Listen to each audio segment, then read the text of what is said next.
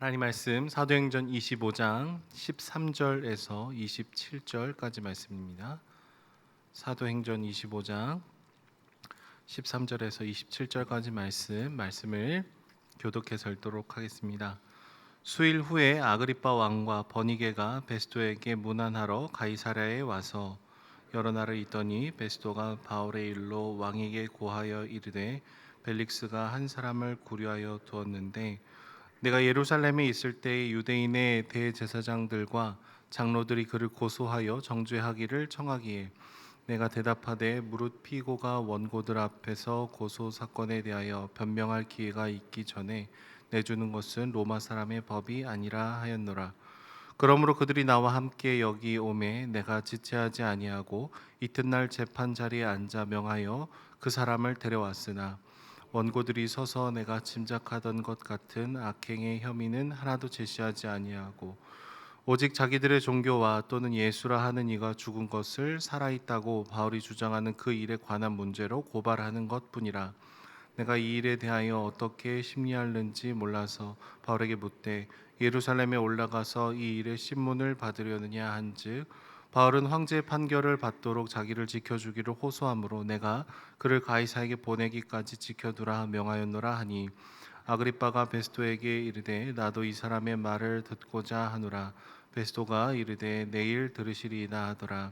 이튿날 아그리빠와 버니게가 크게 위험을 갖추고 와서 천부장들과 시중이 높은 사람들과 함께 접견 장소에 들어오고 베스도의 명으로 바울을 데려오니 베스도가 말하되 아그리빠 왕과 여기 같이 있는 여러분이여 당신들이 보는 이 사람은 유대의 모든 무리가 크게 외치되 살려두지 못할 사람이라고 하여 예루살렘에서 여기서도 내게 청언하였으나 내가 살피건대 죽일 죄를 범한 일이 없더이다. 그러나 그가 황제에게 상소한 고로 보내기로 결정하였나이다. 그에 대하여 황제께 확실한 사실을 아랠 것이 없으므로 신문한 후 상소할 자료가 있을까 하여 당신들 앞 특히 아그리빠 왕 당신 앞에 그를 세웠나이다. 그 죄목도 밝히지 아니하고 죄수를 보내는 것이 무리한 일인 줄 아나이다 하였더라. 아멘.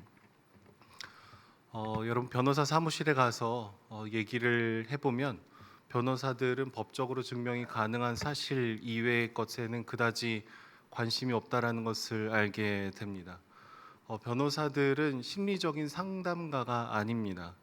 뭐 사기를 당했을 때 내 마음이 얼마나 억울했는지, 얼마나 배신감을 느꼈는지, 얼마나 분노가 치밀어 올랐는지 그런 것은 됐고 법적으로 증명 가능한 얘기들, 자료들, 뭐 남은 문자들 이런 것이 있는지 없는지 그 사실관계 여부만 이 변호사들이 이렇게 관심을 갖게 되죠. 그러니까 됐고요. 보낸 문자가 남아 있습니까? 뭐 입금한 방식이 어떻게 됩니까? CCTV가 주변에 있었습니까? 뭐 이런 법적으로 유효한 것들만 변호사들에게는 의미가 있습니다. 판례들을 한번 읽어 보시면은요. 글이긴 한데 감정이라곤 한 스푼도 들어가 있지 않습니다. 갑과 을이 있었던 그 사건에 대해서 그냥 사실관계 나열만 하고 법적인 그 원리들이 적용된 내용들만 기록이 되어 있습니다. 감정은 없고 아주 정확한 사실만 통해서 이 글을 쓰게 되는 것이죠. 만약에 판사가 이 판결을 내리면서 너무 정서적이어도 좀 이상할 것 같아요. 이게 땅땅땅 판결을 내려야 되는데 막 푸르른 밤에 사랑하는 남자 갑이 너무나 사랑하는 여자 을을 막 이렇게 하면서 막 감성적인 얘기를 막 그 판사복을 입고 한다면은 지금 이게 판결인지 아닌지 구분이 잘 안 되겠죠. 딱딱하지만 정확해야 되고 그래야지만 법적인 문서다운 것입니다. 오늘 말씀을 보시면은요 새롭게 부임한 총독이 참 난감한 상황에 처해 있다라는 것을 저희는 보게 됩니다. 지금 바울이 항소해서 가이사에게 보낼 법률 문서를 만들어야 되는 상황이에요. 그들을 고소한 유대인들이 계속해서 이 법적으로 뭐 정치적으로 문제가 있는 것을 얘기를 하고 있는 것이 아니라 계속해서 자기 종교에 관한 얘기들만 지금 이 로마 사람들한테 하고 있는 것이죠. 예수님께서 죽으셨는데 계속 부활했다고 얘기합니다. 막 그러면서 전혀 사실 법적으로는 아무 문제가 되지 않는 것들을 이 유대인들이 계속해서 주장하고 얘기하고 억지를 부리고 있습니다. 이미 가이사랴에 와 있는데 예루살렘에 다시 데리고 와서 판결을 좀 해주십시오. 막 이러면서 떼를 쓰고 있더라라는 것이죠. 여러분 바울이 가이사랴에 구류된 지 한 2년 정도가 지났습니다. 2년 동안 재판이 진행이 되지 않았다라는 것은 재판 진행에 뭔가 문제가 있다라는 거예요. 유대인들은 형식적으로는 정치적인 죄명으로 지금 바울을 고소했지만 사실 바울에게서는 그런 혐의를 찾아내기가 너무 어려웠습니다. 그런데 계속해서 유대인들이 요청하고 또 요청하니까 2년 동안 묵혀두었던 이 재판을 다시 재개하기 시작하는 것이죠. 근데 오늘 본문에도 얘기합니다. 아무리 찾아봐도 혐의가 없다. 법적으로 증명할 수 있는 게 없다. 그래서 이 문서를 작성해서 이제 가이사에게 보내야 되는데 내가 뭐를 써야 될지 몰라서 지금 요 공회를 열고 있다라고 지금 얘기를 하고 있습니다. 계속해서 예수가 살아 있다라고 주장했던 일들만 문제 삼았기 때문이죠. 그런 상황에서 바울은 자신은 황제에게 재판을 받겠다라는 이 로마 시민의 권리를 주장하고 있습니다.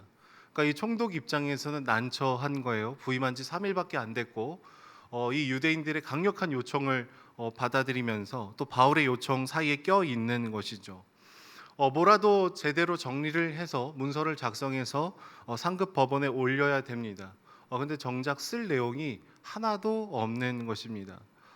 그런 와중에 헤롯 아그리파 2세와 그의 여동생 버니게가 오늘 말씀 본문에 가이사랴에 방문합니다. 아마 새로운 총독도 부임하고 그랬으니까 인사차 방문한 것 같습니다. 이 당시 아그리파 2세는 유대인의 종교 문제에 대한 전문가라는 평판이 나 있었다라고 하는데요. 그래서 베스도 입장에서는 되게 좋았을 거예요. 내가 뭔가를 정리해 줄 수 있는 권위자가 와서 지금 나를 도울 수 있겠구나 라는 생각을 했을 것이죠. 그래서 비공식 청문회를 열게 됩니다. 이 청문회에 대한 자세한 내용은 내일 새벽 기도 때 나오시면은 내용이 이어질 것 같습니다. 근데 여러분 바울의 생각을 좀 입장을 고민해 보면 좀 억울할 것 같아요. 지금 재판의 주체인 로마 사람들도 알아요. 이 사람이 죄가 없다는 것을 압니다. 혐의를 찾아낼 수 없다라는 것을 알아요. 근데 2년이라는 긴 기간 동안 지금 구류를 당하고 있고 재판도 제대로 진행이 되고 있지 않습니다. 근데 그런 와중에 유대인들은 계속해서 바울을 죽이고자 하는 시도들을 하고 있다라는 것이죠. 여러분의 입장이 바울의 입장이면 어떨 것 같습니까? 시간이 아깝고 억울하고 죄인 취급 당하는 것이 좀 부당하다라는 생각이 들지 않겠습니까? 하지만 바울은요 주님께서 얘기해 주신 그 사명을 기억했습니다. 로마에 가서도 네가 예수님을 증언해야 된다라는 이 주님의 이 부르심을 기억하면서 이 힘들고 어려운 계속해서 이 지지부진한 시간들을 바울은 기쁨으로 버텨나가고 있는 것이죠. 그리고 신문을 받는 과정 속에서 오히려 거꾸로 이제 전도를 하려는 노력을 합니다. 복음을 전하려는 그것에 모든 영혼이 지금 초점을 갖추고 있다라는 거예요. 아마 바울은 거짓 고소를 당하고 죽음의 위협을 통과하는 이 과정 가운데 데자뷰처럼 떠오르는 한 분이 있었을 것입니다. 바로 예수님이시죠. 예수님은 거짓 증인들을 통해서 모함을 받으셨고 고난을 받으셨을 뿐만 아니라 십자가에서 그 모든 생명을 쏟으시기까지 하셨죠. 바울은 사실 예수님을 예전에 핍박하던 사람이잖아요. 그러니까 자신이 핍박을 받으면서 이 구류를 당하면서 억울한 일을 당하면서 그는 그 누구보다도 한 분을 떠올렸을 거예요. 주님도 이렇게 힘드셨겠구나. 내가 유대인들을 그 회심한 사람들을 막 이렇게 잡아 넣을 때 주님 마음도 이렇게 억울하셨겠구나. 예수님의 그 입장을 그 누구보다도 바울이 점점점 깊이 알아갔을 것입니다. 바울은 지금 항변할 수 있는 기회가 있습니다. 자기를 보호할 수 있는 로마 시민이라는 법적인 권리도 있어요. 근데 예수님은 모든 권리를 다 내려놓으시고 도살장에 끌려가는 어린 양처럼 항변할 수 있는 그 기회 속에서도 항변하지 않으시고 그냥 덤덤히 그 죽음을 향해서 걸어가셨던 것이죠. 그래야 우리 모두가 살 수 있고 그래야 우리 모두가 영원한 생명을 소유할 수 있기 때문에 그렇습니다. 그래서 주님은 부당한 취급과 누명을 기꺼이 환영하며 받아들이시는 것이죠. 저주의 상징인 십자가에 나의 몸을 다는 것을 주저하지 않으십니다. 왜냐하면 우리를 살려내기 위함인 것이죠. 바울은 그런 예수님을 핍박했던 사람이기에 지금 자신이 겪고 있는 고난과 고통과 아픔과 힘듦과 어려움을 덤덤하게 받아들이고 있습니다. 그리고 우리가 볼 때에는 좀 과한 이 고난의 순간에도 계속해서 나를 어떻게 변호하고 지킬까를 고민하는 것이 아니라 어떻게 복음을 전할까? 어떻게 예수님을 전할까? 총독이 오고 뭐 왕이 오고 그 사람들에게 주눅 들고 막 끌려가는 것이 아니라 요 기회를 어떻게 복음을 전할까? 이 얘기를 하는 것이죠.